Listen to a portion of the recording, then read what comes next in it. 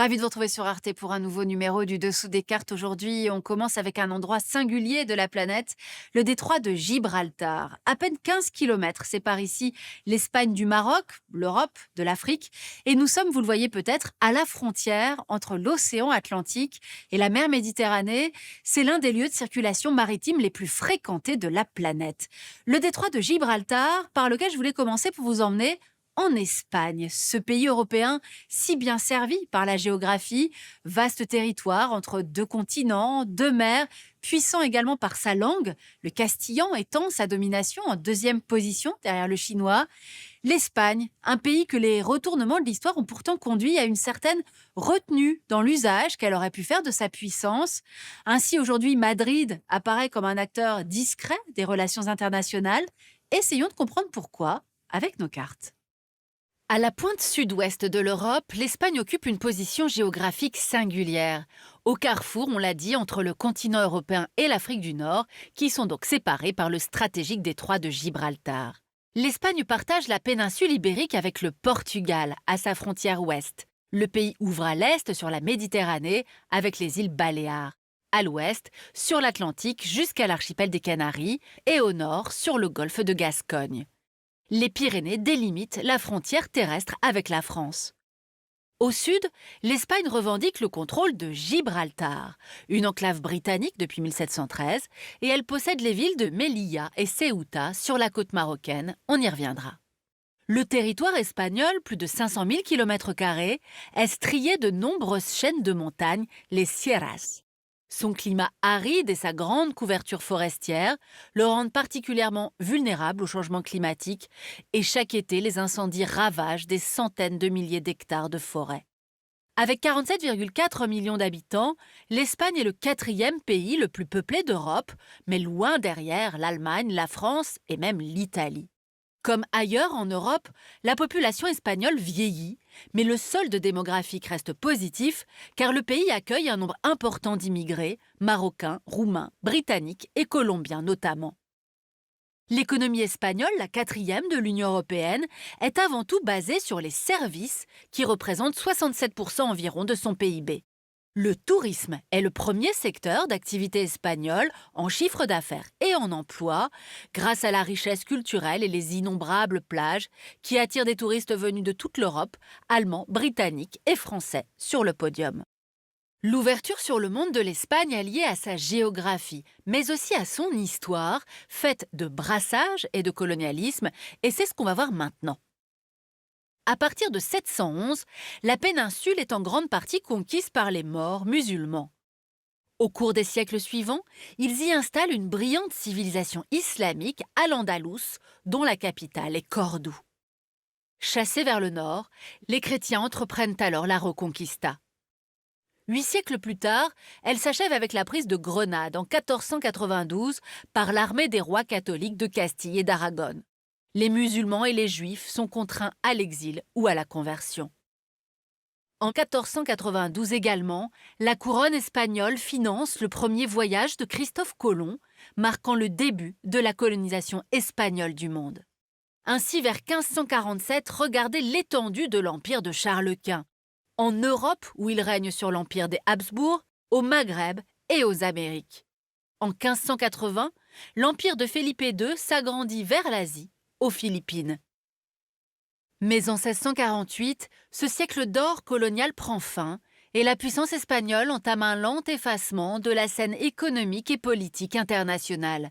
À la fin du XIXe siècle, c'est l'indépendance des dernières colonies espagnoles et la mainmise des États-Unis sur l'Amérique latine. Le Royaume-Uni, l'Allemagne et la France, puissances dominantes en Europe, se partagent alors l'Afrique.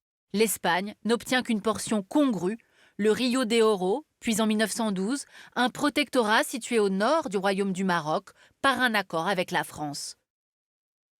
En 1923, après le coup d'État du général Primo de Rivera, l'Espagne se fracture entre forces révolutionnaires ouvrières et grande bourgeoisie contrôlant l'armée. En 1931 est instaurée la Seconde République. 1936, un soulèvement de généraux putschistes appuyés par l'Église et la grande bourgeoisie déclenche la guerre civile. Le général Franco, soutenu par l'Allemagne nazie et l'Italie fasciste, soumet l'armée républicaine après 3 ans de combat.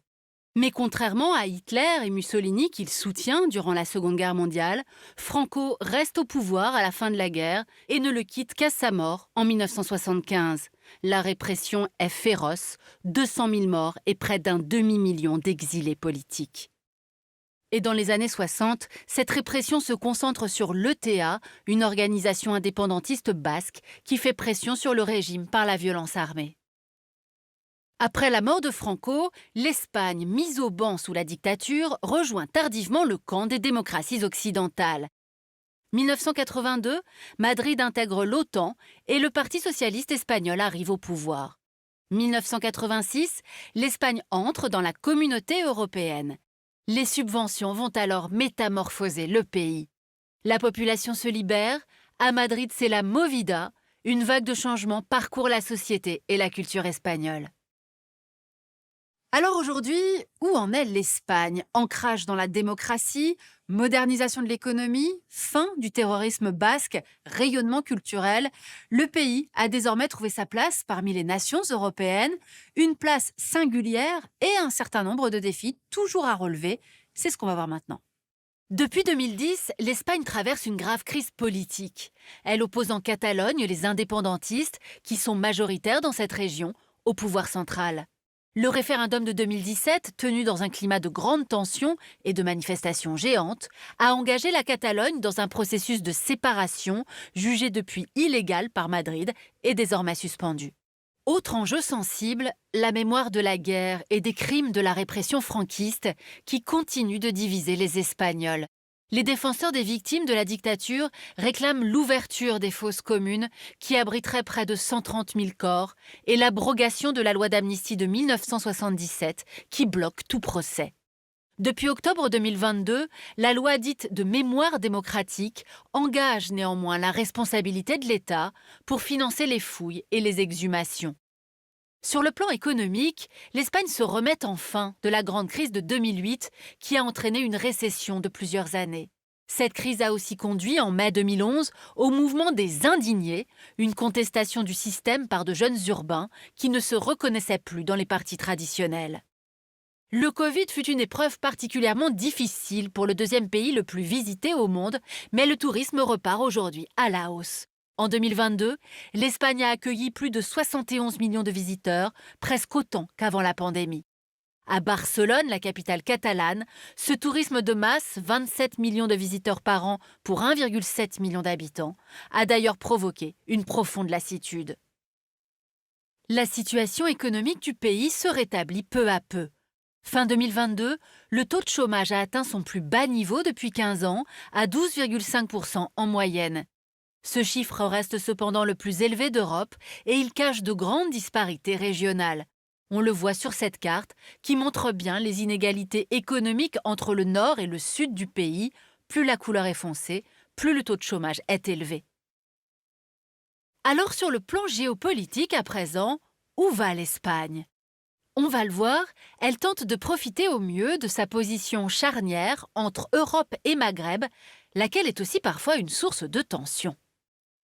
Le pays est en effet en première ligne sur les routes migratoires occidentales entre l'Afrique subsaharienne et l'Europe, qui passent par le Maroc, puis les côtes et les îles espagnoles. Celles et ceux qui risquent leur vie à bord de Pateras arrivent aux Canaries ou dans les autres ports espagnols. De plus, l'Espagne est le seul pays européen à avoir une frontière terrestre avec l'Afrique, à Ceuta et Melilla, villes vestiges de la colonisation. Madrid y coopère avec Rabat pour refouler les migrants qui tentent de franchir les barbelés et d'entrer sur le territoire européen.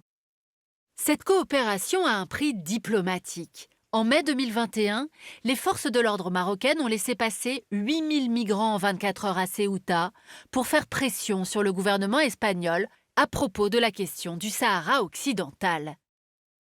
Depuis 1976, ce territoire est en effet disputé entre le Maroc et le Front Polisario, un mouvement indépendantiste armé par l'Algérie.